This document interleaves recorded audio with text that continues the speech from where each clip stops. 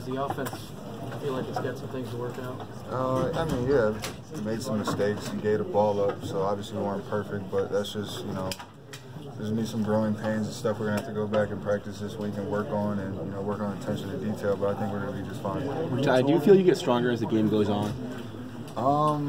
I think the whole offense does. So, you know, I wouldn't just say that that's you know, just a personal thing, but you know, the offensive line gets in their rhythm, they start playing really well. The tight ends and receivers start playing really well. So I guess it's a team effort in that case. When did you get word that you were going to start, and did you know you were going to have this type of role today?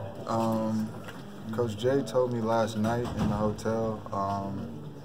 As far as a role, I didn't really know, just because I know how much we rotate. But you know, you just got to be prepared for however much they need you.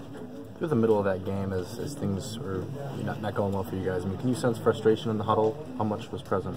No, and I think that's part of having a guy like Wilton who's got experience. You know, we got guys like Mason, Poggi, and Khalid being in the huddle. You know, there isn't really any room for that, because once you start getting frustrated about making one mistake, you're going to make more, and you know, they keep everybody level-headed. And you know, just like last week, I didn't feel there was no doubt. Nobody was questioning each other. It was, all right, next drive. So that's how we need to be. In the past, Zach Gentry seemed to be a spark, though. No, I mean, Zach he played really well all throughout fall camp. So he's just doing what he's been doing. He's been practicing really well, doing good things. But I mean, that's the whole tight end room in general.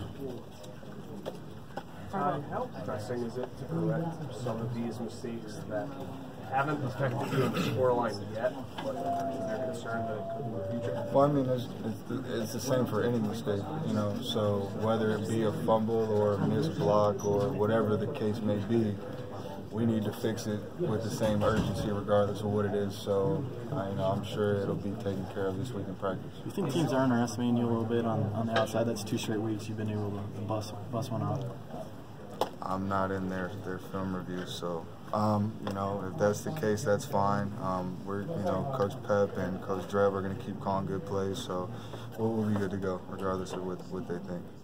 Ty, Wilton said that after the game you've given the team some wise words in the past 3 games. What have you been saying to the team?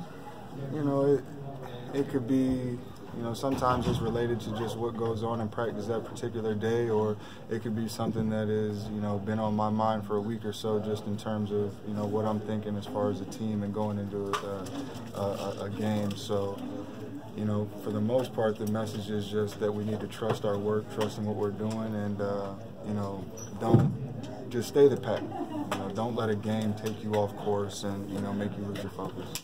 Jim talked about. I feel like I'm not necessarily the most vocal of people, but I'm just trying to lead by example. And, you know, there's guys younger than me on the team that at certain points in time I look up to them, you know, with the way that they play or the things that they say. So I think that that's something that is not necessarily, I don't really think about it as much, but, you know, if somebody needs to lean on me, I understand that, you know, being an older guy on the team, I need to be a rock at certain times. You mentioned you're not vocal. Do you think that means when you do speak up that guys might listen more? I would like to think so, but again, it's easy to talk. If you're not doing the things that you say, they're empty words. So, like I said, I'd much rather be a doer than a talker. Jim talked about needing to play with kind of less emotion, especially for some of the younger guys. I mean, do you feel like, having been through this a little more, that's coming easier to you? You know, at this point, it's almost like you got to treat it like practice. And obviously, with a game, there's fans and a lot more at stake, but it's the same stuff, same plays we ran in practice, same looks we got in practice, and you know, we just need to play physical and fast. Harbaugh said he has to have a different level of patience with his team because it's so young. Are you seeing that from him coaching day-to-day, even at halftime? I don't know how fiery his speech was. Yeah, I mean, it's a lot different in terms of last year's team, but that's not a bad thing. You know what I'm saying? There's certain guys who don't have as many game reps or who have not played college football as long.